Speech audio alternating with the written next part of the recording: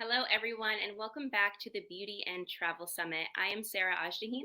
I am a working makeup artist, and I've also had the pleasure to go on 2 around-the-world beauty trips. I have been to Morocco and India, and I am so excited to have all of you here today to join us with our next guest speaker, Maryam Montague. She is the owner of Peacock Pavilions Boutique Hotel. She is the founder of Project Soar. She has an incredible interior design book and an award-winning blog. So let's go ahead and chat with Maryam. Great. Hi, Maryam. Hi, Sarah. How's it How are you going? doing? Great. Good. Thank you for being here today. And we are so excited to chat with you. So let's start off with talk to us about your upbringing. It sounds like you grew up all over the world and you Mhm. settled in Morocco. So what Yeah. took you to Morocco? So actually, I was born not too far from here in Egypt, um, to a mom from Iran and a dad from New York. So in a hospital not far from the Nile. And really, my parents were, I grew up in a bicultural family with who are very passionate about travel. And I always knew that I wanted to end up living overseas. So after living in Egypt, we moved to Tunisia and then we moved to the US where I finished, my school, and then I hit the road and I've literally, except for vacations, I've never been back. So was Wow. so lucky to wind up here in Marrakesh, which is, my chosen home now. That's very cool. Well, I am half Moroccan, so your story deeply inspires me, and I love that you've been able to, incorporate, the bicultural lifestyle into your interior design and your nonprofit. Let's talk a little bit about Peacock Pavilions. It is an interior designer's dream. You have the shop there, you have all of these Mhm. incredible design aspects. Can you tell us a little bit more about the space? Sure, absolutely. Well, I'm very lucky to be married to the architect, Chris Reddicky. And so we were able to really build this whole place from scratch. So it's an artisanal property. It's located on about 9 acres with hundreds of olive trees and fruit orchards and many, many roses. So we really were so inspired by the Moroccan architecture. And we just set out to build a place that could be a sanctuary for us and for our guests. It's beautiful. Sanctuary. I love that word. My home is my sanctuary too. And when I Mm, travel, I always find unique treasures to bring back with me. And it makes the space you and it brings that special element. So do you in your shop, are your items hand picked from local souks? Tell us about that. absolutely. So I'm actually sitting in my shop right now, and you can just get a Beautiful little glimpse of textiles. some of my beautiful vintage Moroccan rugs. I mean, Morocco, as you know, Sarah, I mean, you come from such a beautiful culture. It's just filled with tremendous handmade goods, many of them made by women. All of these rugs are vintage. They take months to complete, covered with talismanic, patterns and just a really lovely kind of fresh coloring. But in the souk here, in the Montague souk, we have things from all over the world. So I'm Okay. on the road a lot for my job as a humanitarian aid worker. And everywhere I go, I'm picking up beautiful things. And I really just want to be able to offer people a sense of the handmade. I think we're all so used to the big box store and rows and rows of the same items. And when you come to a place like Morocco, you realize that all of these one of a kind items, they're so special. There's something just for you, and you can really appreciate how unique they are and really add some of that incredible travel flavor to your home. It's almost like those pieces call to you and you feel drawn Yeah. to it, and you have to have it. Absolutely. And I've been so lucky also, honestly, to work with tremendous artisans here to design my own goods. So I have Wow. so many beautiful textiles and also a clothing line, jewelry. This is the real advantage of living next to so many, master craftspeople.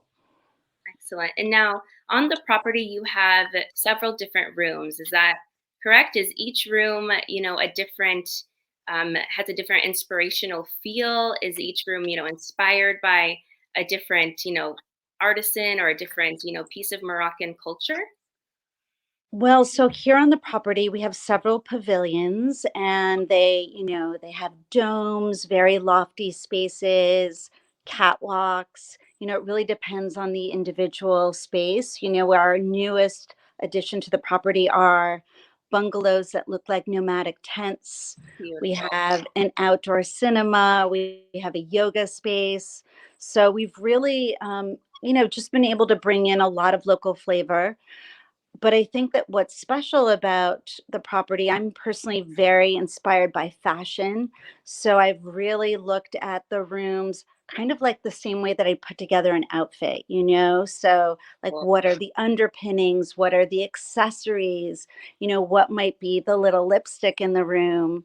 Yes, all Um, and detail. so I think every room has its own particular personality. We've been so lucky to have been featured in, dozens of magazines, and very lucky to have been a space for different kinds of fashion shoots. And it's Read just about that. Yeah, it that all come alive. Yeah.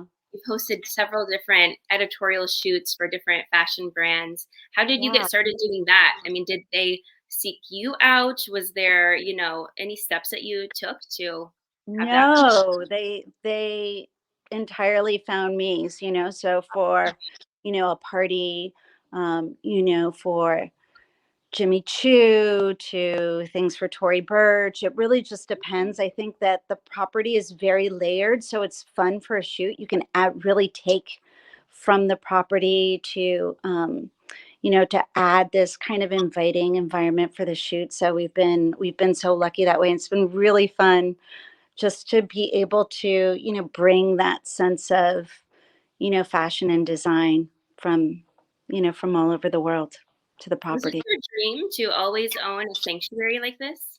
No, not at all. My background is in human rights, so that's really my upbringing and my passion until today. But I think I spent a lot of time working, in war zones in Iraq, Afghanistan, and so I wanted to just have a very tranquil space to come home to, Sure. and I wanted the quiet. I wanted the birds building their nests in the trees. I wanted to take walks in my own garden.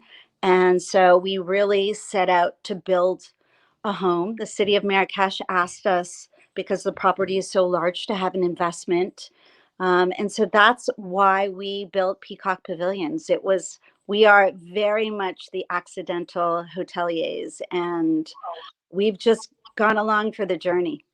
Very cool. So this start off when you built this space with your husband? Was it initially going to be a family home and then that transitioned into the hotel? Well, initially we were looking for a property where we could build just our own home. And actually, I did an episode of House Hunters International, if you want to really go back and see the journey, which is called Castles in the Sand. Ooh, But I think that, when we found the land, when you buy a piece of land of a certain size, the city of Marrakesh really asks you to have an investment property. So we decided to turn it into a boutique hotel and mm. just use all of the collections that we had to make it, just a little bit individual and special.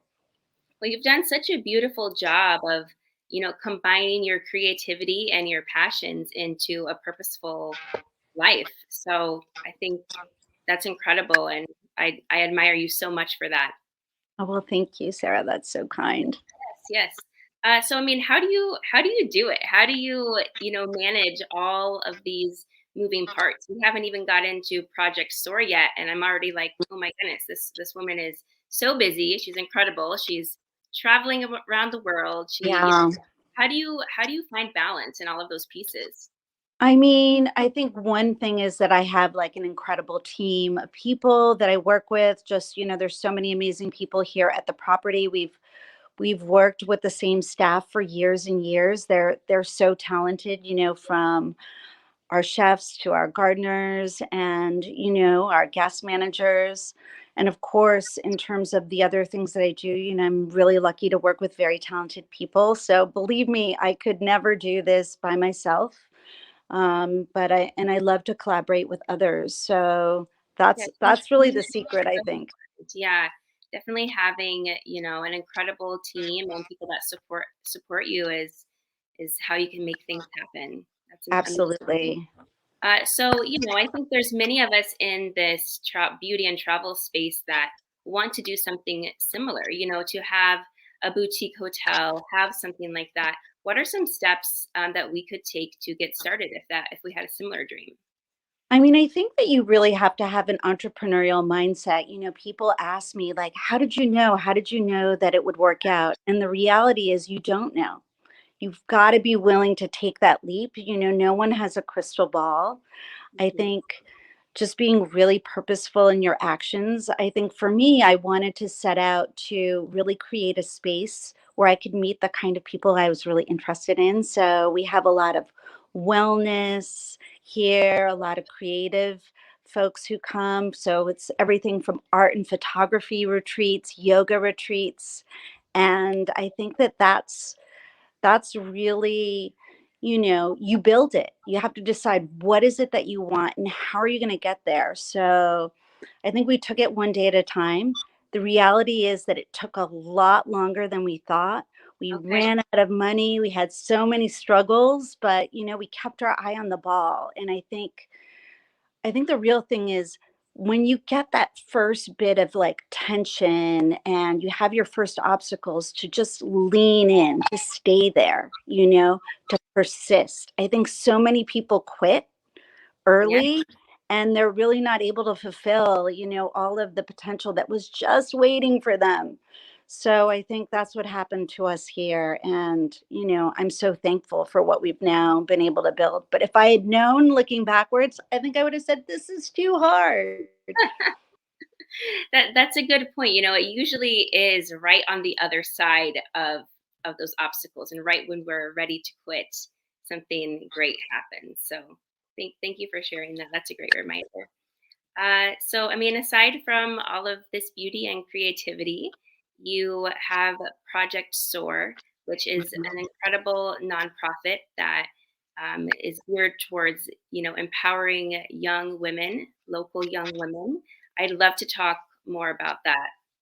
Yeah, absolutely. So, my background is in human rights and primarily in women's rights, but I realized that there were so many girls who were opting out of the system, right? So they were getting, married as children and really not fulfilling the potential that they had. And I think it's just such a struggle. So I decided to really pivot and to really look at creating a nonprofit where I could support teen girls with empowerment. So we built something that we call the Source Solution, which Okay. is 25 workshops for leadership. Oh, We have the twin goals of keeping teen girls in school and helping them, stay out of child marriage. And so to date, we've worked with nearly 4,000 girls have graduated from from Project SOAR all across Morocco, as well as in Uganda and in Syria. So yeah, and we have our incredible. sights set on a lot of other places as well. This issue of teen girl vulnerability is a serious one all across the world, and it's just been made so much worse through COVID. Oh, So I think that it's a tremendous team at Project SOAR of really talented women. We have over 80 trained facilitators just here in Morocco who are supporting teen girls through this process. And just recently, we've started a new campaign to amend all of the Moroccan laws, closing all the legal loopholes to child marriage here in Morocco. So that's what we're setting our sights on now. that's incredible.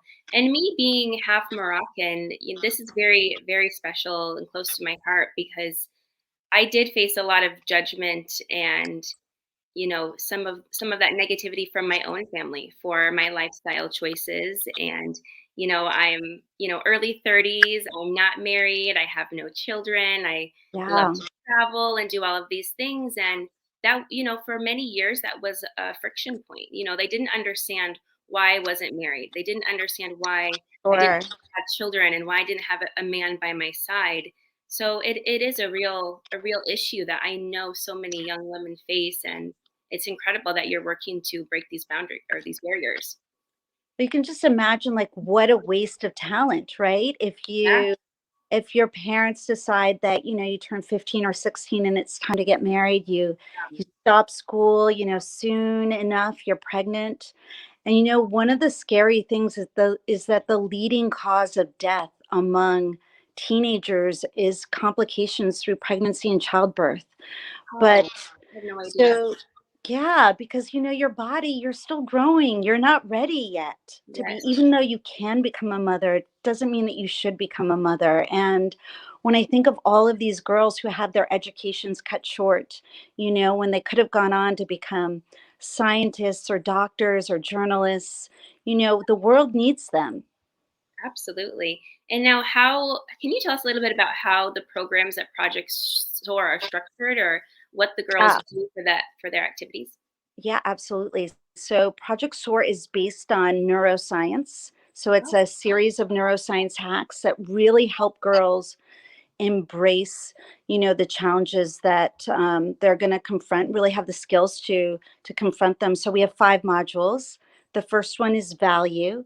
So that's where the girl really learns that she's equal in value to a boy, that she really builds her self-confidence, understands that she's unique and special in this world. In the second module, which is voice, she learns how to develop her message, speak up, be able to have the confidence to raise her hand in class, and to be able to negotiate with her own family, right? To stay in school, to avoid child marriage. that is Um, beautiful. the third module is all about body, so of course we remember those teenage years where things are changing so rapidly and you're just not quite sure what's going on. um, and it's not just the physical changes, it's really the emotional changes and the hormonal changes that you're experiencing. You're like Mhm. laughing one minute and crying the next, and it's sort of like normalizing that experience for girls. And also, very importantly, in this module, we tackle period poverty. So, Project SOAR works with girls who are living on less than $1 a day. Wow. So, period products are a luxury when they shouldn't be. When all of Something us that as so girls and many of women, us take it's for just granted. so basic, right? But Wow, yes. can imagine what it would feel like if you didn't have the products that you needed to just take care of yourself. So Wow. we offer a period solution here at Project SOAR that's good for 2 to 3 years, takes care of a girl. In the fourth module is rights. So there we're talking about the right to equality, the right to an education, the right to be free from violence and sexual harassment, the right to be free from early and forced marriage. So really understanding your rights is the first step to being able to demand them and ensure them. Mm. And our last module is our executive module, which is path. So that's where you choose your goal and you develop your individual action plan. And girls are set up in SOAR clubs all across the country where every president's a girl, every vice president's a girl. They're doing amazing things. They're campaigning in their communities, they're holding community dialogues. Many of them now have been elected to local government because these are powerful girls making a difference. Wow. So, Project SOAR is set up as a large network and feminist movement. That is absolutely incredible. How did you start the program? So I started it in my own home. I started it right here at Peacock Pavilions. So I think that's the first step. If you want to do a little good, it doesn't have to be on a big scale. It's like, what skills do you have? What could you offer? Could you maybe, we started off with 20 girls. That was our first squad of Project SOAR That's girls, still a big group. Yeah. right from the village. And I went to speak to the village elders or the mukadam here. The question was, did you have to get in contact with You do. You have others? to build allies, right? And you have to get your, support for what you're trying for your solution. So Correct. we really took it step by step. And then when we first brought girls here, we went through a whole listening process to understand, like, to get into the world of these teen girls and understand what they need. So not rushing in with a solution right away. So I think that's the first thing, is like figure out what your why is, right? So for me, it was teen girls, but for others, it might be that you're passionate about the climate, or perhaps you're an animal lover. So think about, what is that cause that you would really love to contribute to? And then start small. Think about, what is it that you could offer? And, one thing that was really important for Project Soar is, I knew soon after listening to girls and starting to build the Soar solution, which was this, solution of 25 workshops. I wanted to figure out how to scale. So all of Project Soar is packed into a mobile bag. It's packed into a mobile kit that helps us to be really nimble, to be able to reach far-flung destinations. We've now exported our solution to support internally displaced girls in Syria. We have squads in Syria, and we adapted that, the solution to their specific needs. But I think it's important from the start to think about, okay, I'm doing this thing. What would it look like if it were 5 times bigger? What would it look like if it were 10 times bigger?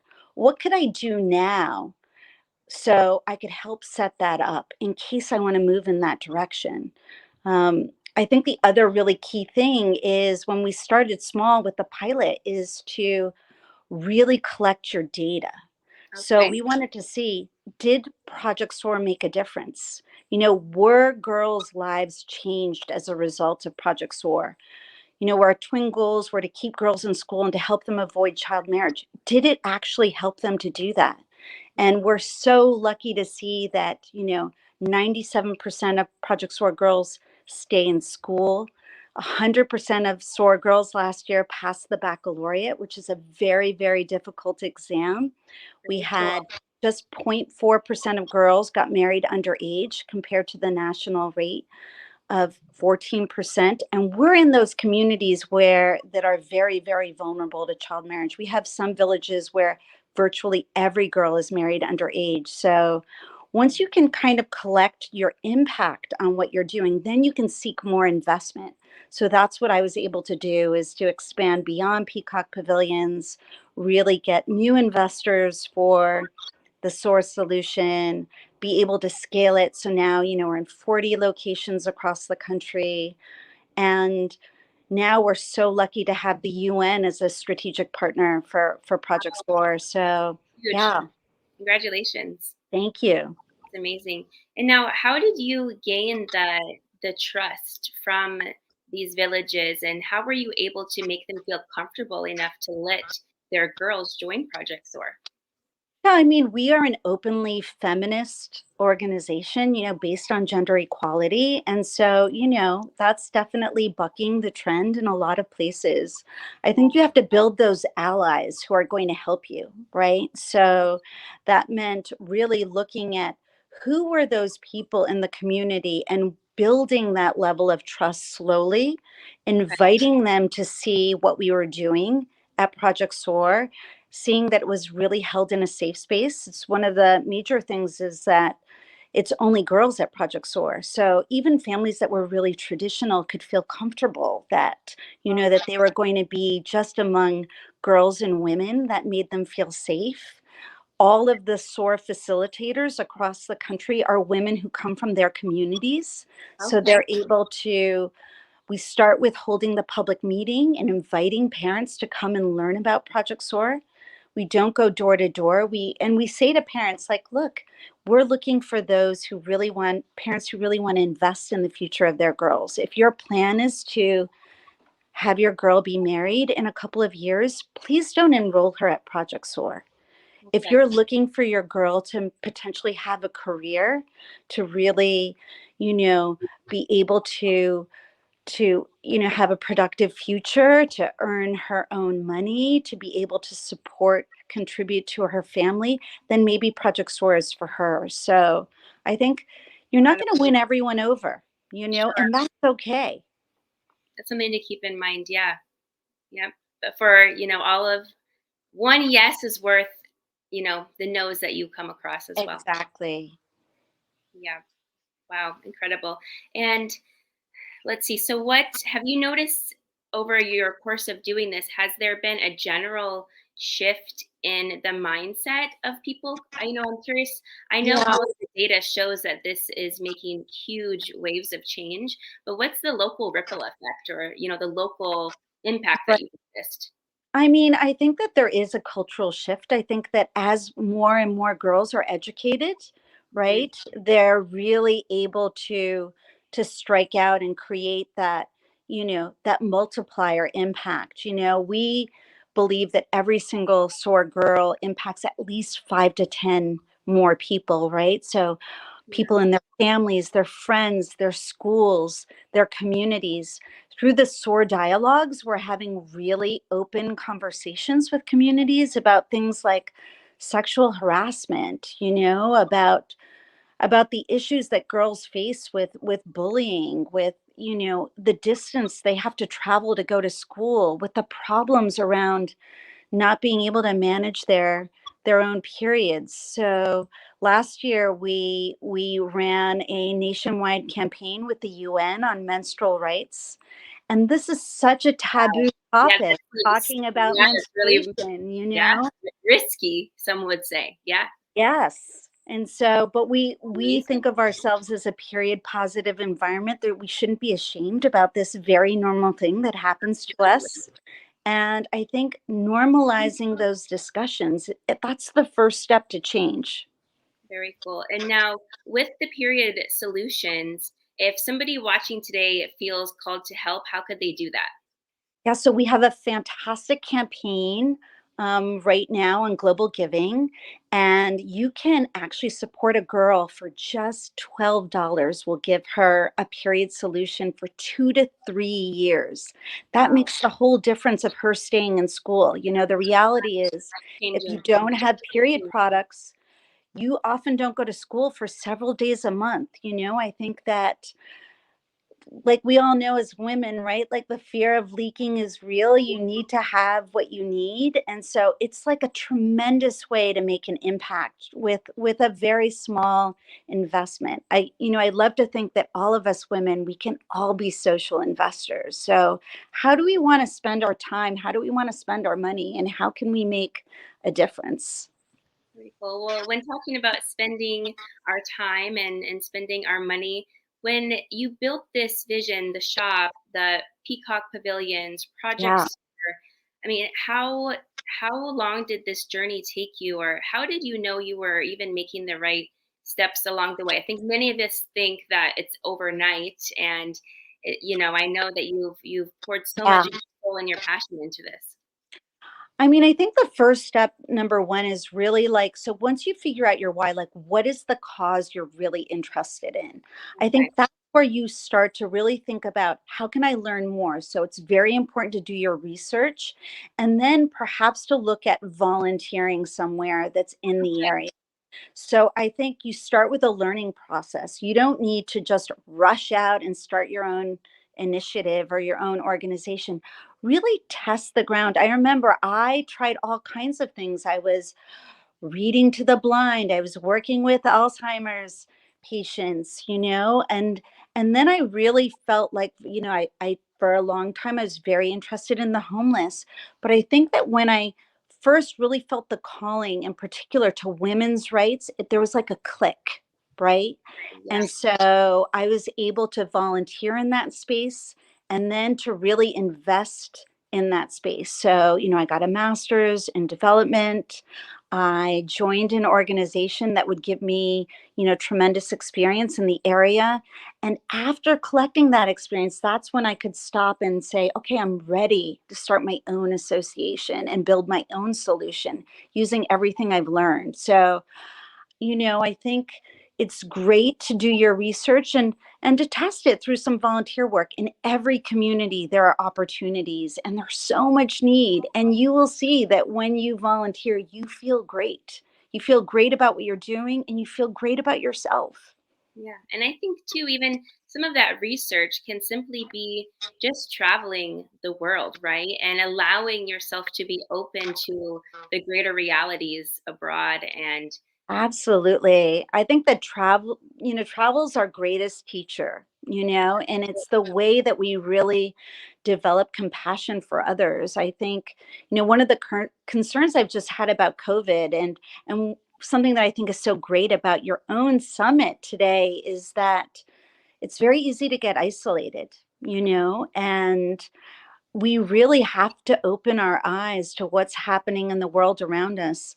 One other fantastic way to give back is, let's say, okay, say whether you're a makeup artist or perhaps you have a clothing line, or, you can always think about how what you're doing can set aside a little percentage of its profits, to give back to a cause. So just look at what you're actually doing. Are you an entrepreneur already? How can you become a more socially responsible entrepreneur? What could be the tangential area that you invest in? And it could be small, it could be 1%, it could be 2%, it could be one product, that gives back. So I think all of those things are so meaningful, and a really great way to be a social investor and have social impact. Absolutely. And even, for all of us beauty entrepreneurs that are at the summit, I think even just the opportunity that we have on a daily basis to connect with women, to think about what small impacts we could make with, the women that we interact with, as well as setting something up like what you just described.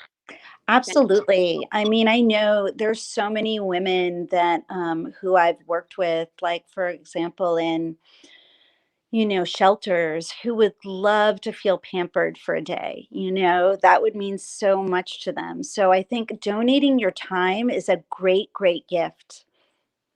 It's amazing.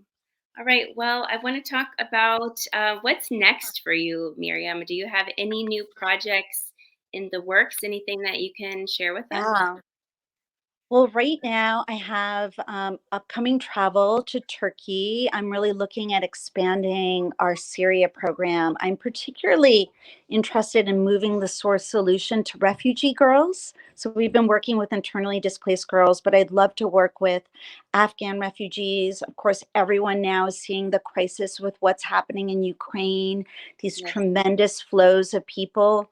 You have to remember that girls are always the most vulnerable when you see those crises. So that's something that I'm very passionate about doing. I will also be going to Jordan in June. I'm lucky enough to be part of the Ashoka Fellowship.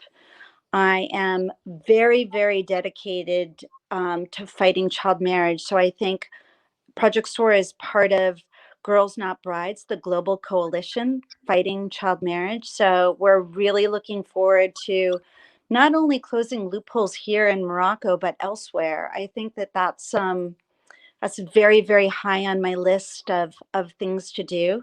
Of course, I'm also a mom, so spending more time with my kids is a priority.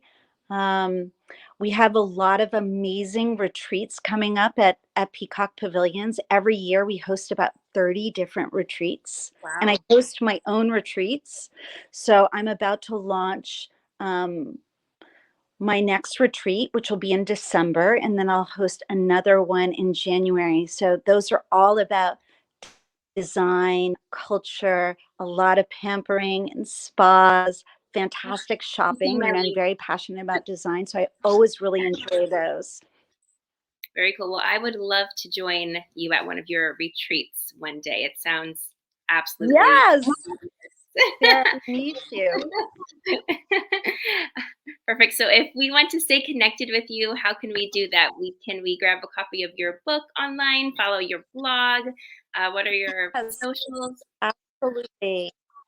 Well, if you're really interested in Moroccan design, and it's so so beautiful, so I do have a book out with a U.S. publisher, which is called Marrakesh by Design. It's a really fun way to delve into the whole beautiful world of Moroccan design. Of course, I would love to connect with everyone on Instagram at Maryam Montague. You can follow the Peacock Pavilions feed and see the cool retreats that we're doing here, some of our offerings. And, just reach out by email too. That's always a great way to connect.